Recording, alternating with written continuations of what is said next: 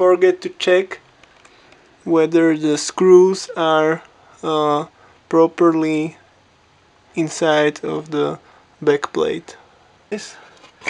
Oops, and match all those connectors. This is only cooler. Everything is just only.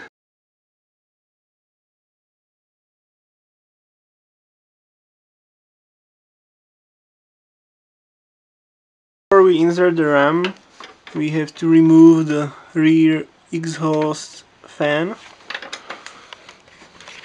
It has screws on the outside, and we will put in something better. This Scythe S-Plex. It's 1600 rotations per minute and 63 CFM. So it should provide strong exhaustion from the case. Okay, so I'm going to unbox the Scythe S-Plex fan that we are going to use as rear exhaustion.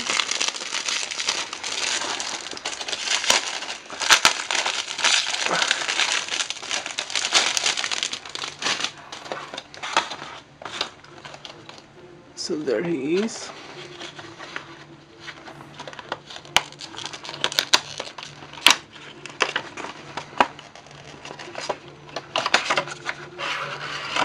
It wasn't the cheapest one, but I hope it will do the job.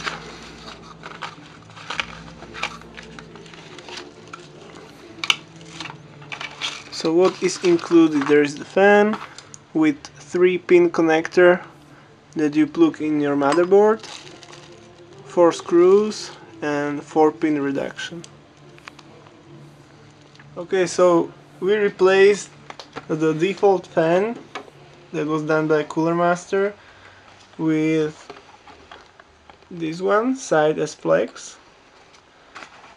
And just one thing to note, I was surprised that these screws here that are from the other side, but anyway, there is the holes are not pre-made to enable the screws to go in. You have to screw it with force, and this will cut the way for the screw. So don't be afraid to push harder. Yeah, and also the alignment of the cable is, well, you should put some thought into it. And first we mounted it like this, so the cable was sticking out of here, and we want to plug it here into this 3-pin fan slot. So we decided to get this alignment so we can route the cable on the side.